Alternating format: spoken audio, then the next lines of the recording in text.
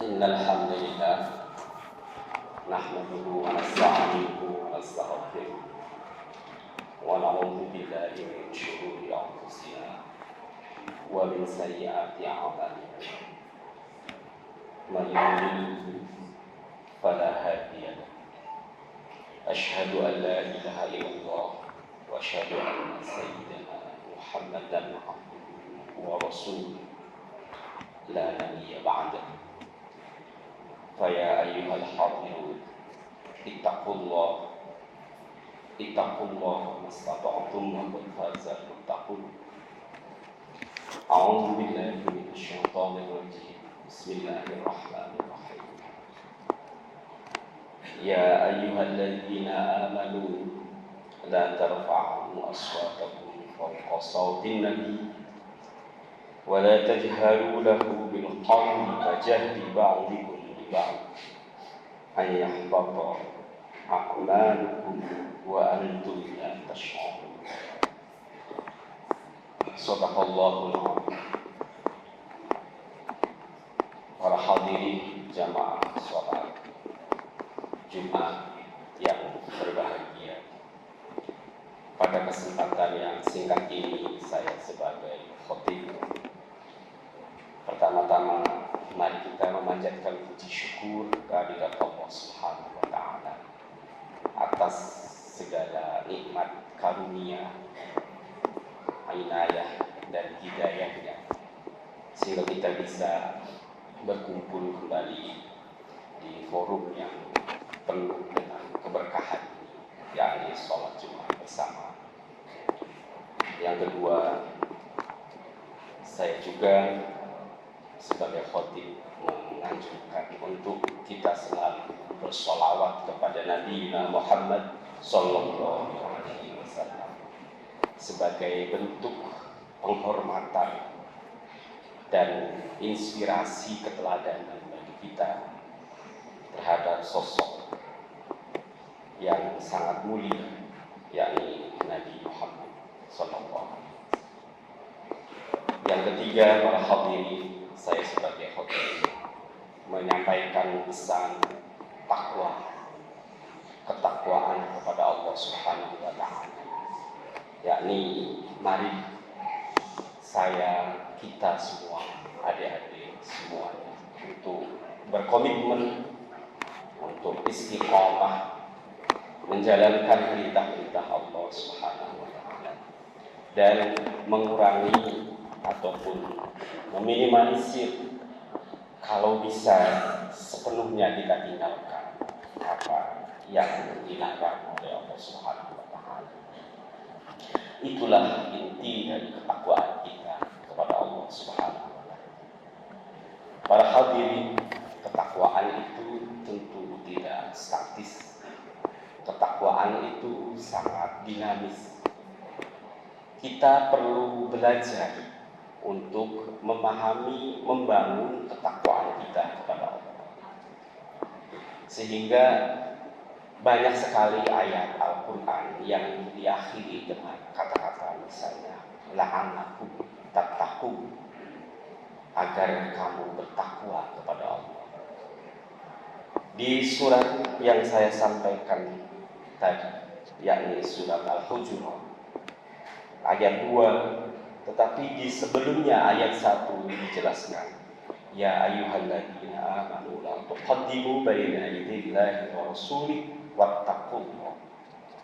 Di situ di bagian akhir statement kita untuk bertakwa kepada Allah itu muncul setelah kita melakukan serangkaian tindakan-tindakan yang dianggap atau yang kita harapkan, yakni bermoral ataupun bertauladan kepada Nabi Muhammad SAW.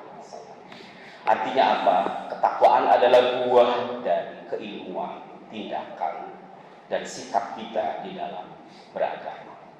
Tentu tidak semuanya akan saya sampaikan, tetapi salah satu di antaranya adalah tentang keilmuan, khususnya pengetahuan kita tentang sejarah masa lampau. Para hadirin, pada hari ini, pada bulan ini, kita diingatkan oleh banyak sekali peristiwa-peristiwa besar. Pada awal Oktober, kalau tidak salah 5 atau 6 Oktober, kita memperingati Maulidun Nabi Muhammad SAW, yakni memperingati peristiwa kelahiran Nabi Muhammad SAW. Pada tanggal 22 Oktober kemarin kita memperingati Hari Santri.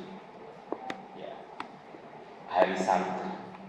Tidak sekedar santri dalam arti anak yang mondok, tetapi bagi saya Hari Santri adalah hari kebangkitan agama di dalam membangun, turut serta membangun bangsa. Dalam arti di situ masyarakat Muslim secara keseluruhan ikut serta di dalam berkontribusi mendirikan bangsa ini. Itulah santri. Pada hari ini juga kita memperingati Hari Sumpah Pemuda. Ada keteladanan, ada Hari Santri dan Hari Sumpah Pemuda. Mari kita mencoba menafsirkan sedikit tentang 3 peristiwa. Bagi saya sebagai khatib mungkin keliru, tetapi ada benang merah yang bisa kita munculkan dari 3 peristiwa besar, yakni keteladanan, religiusitas, dan progresivitas. Keteladanan mungkin kita lebih sematkan, dan bukan hanya mungkin, kita pastikan disandang oleh Nabi Muhammad SAW. Itulah keteladanan. Bahkan keteladanan Nabi itu diinstruksikan oleh Allah Subhanahu wa Ta'ala melalui ayat. Artinya apa? Saya kalau melihat ayat ini, kita menunjukkan bahwa Nabi Muhammad SAW tidak hanya sosok pembawa syariah, tetapi juga sosok yang penuh dengan suri tauladan. Sehingga ayat sampai menjelaskan, sampai meredaksikan, ya ayyuhalladzina amanu, wahai orang-orang yang beriman, la tarfa'u aswatakum. Mbok ya, kamu itu kalau ngendikan sama Kanjeng Nabi itu pelan-pelan. La tarfa'u aswatakum. Jangan keras-keras ngomong. Artinya ini adalah bentuk penghormatan manusia yang diikrarkan oleh Allah kepada Nabi Muhammad SAW karena keteladanan, karena kemuliaan.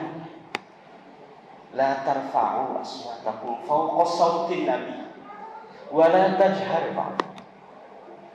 Allah tidak meminta kepada kita untuk mengikuti sholatnya Nabi yang mungkin sehari semalam.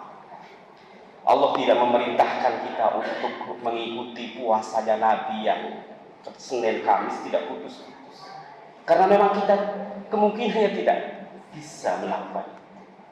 Tetapi Allah memerintahkan kita untuk meneladani, menghormati Nabi, memberikan rasa respek kepada Nabi dengan tindakan, dengan mahabbah, dengan cinta kepada Nabi. Kalau itu kita lakukan, kalau itu kita kerjakan, maka dengan sendirinya tindakan-tindakan, perintah-perintah yang Allah sampaikan melalui Nabi Muhammad SAW, kita pasti akan melakukan.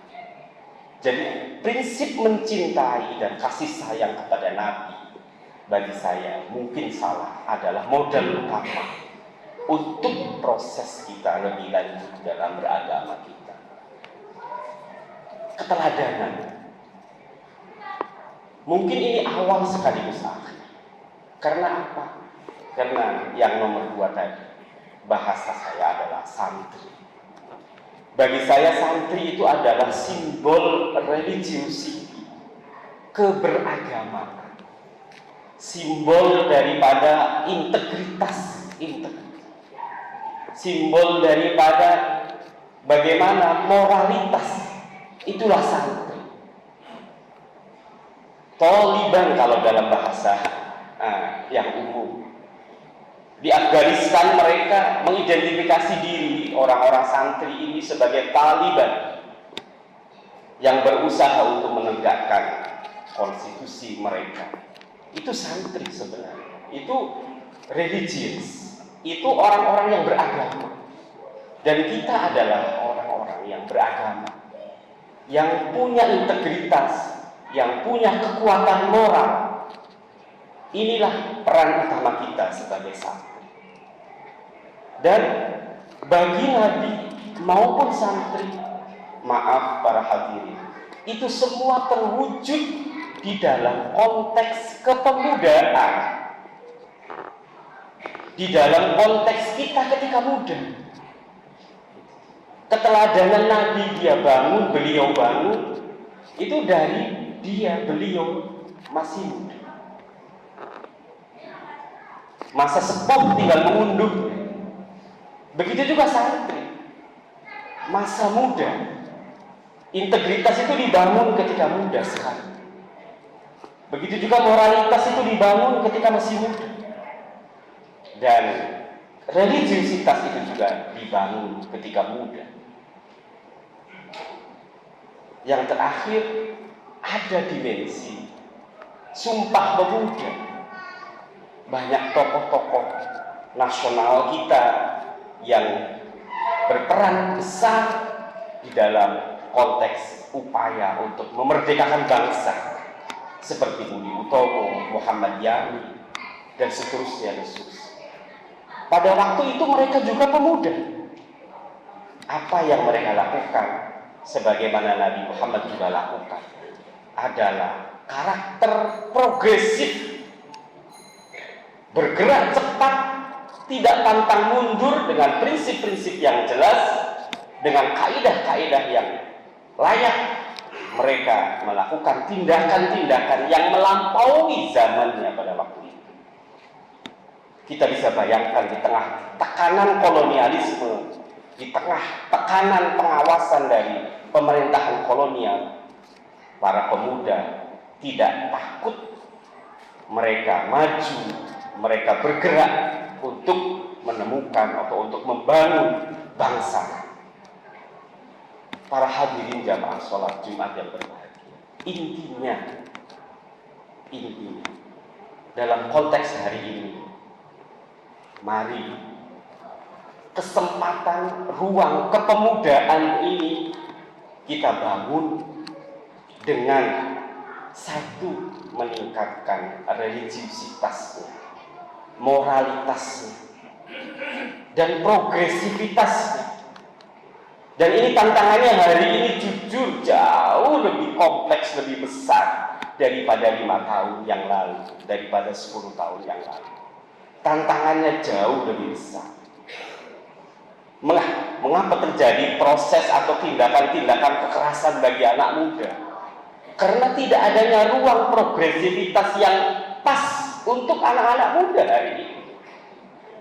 Yang ada adalah progresivitas yang justru tidak tepat, yakni kekerasan. Ini satu contoh. Mari kita bangun itu. Kalau itu kita bangun, insya Allah keteladanan, sebagaimana juga keteladanan yang disampaikan oleh Nabi, yang dicontohkan oleh Nabi, menjadi bagian dari kepemudaan dan kita semua. Kalau ini kita lakukan, insya Allah agama bangsa kita terus bisa maju ke depan. Wa akhiru da'wana alhamdulillahirabbil alamin.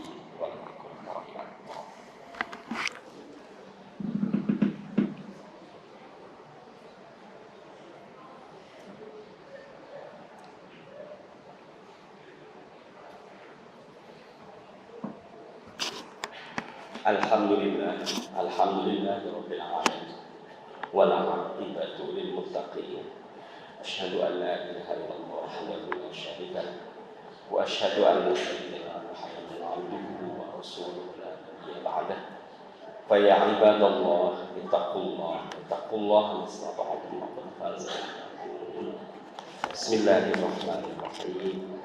الله الذي خلقكم من ضعف ثم جعل بعد ضعف قوة ومن ثم جعل من بعد قوة ضعفا شيبا يخلق ما يشاء وهو العظيم وهو العليم القدير. صدق الله العظيم. وقال الله تعالى في آية أخرى إن الله وملائكته يصلون على النبي يا أيها الذين آمنوا صلوا عليه وسلموا تسليما. اللهم اغفر للمسلمين والمسلمات والمؤمنين والمؤمنات الأحياء منهم والأموات. اللهم أعنا على ذكرك وشكرك وحسن عبادتك. اللهم اجعل أولادنا وكلنا وأهلنا وجمعنا من أهل العلم وأهل الخير وأهل الدين. ربنا آتنا في الدنيا حسنة وفي الآخرة حسنة وقنا عذاب النار. والحمد لله رب العالمين.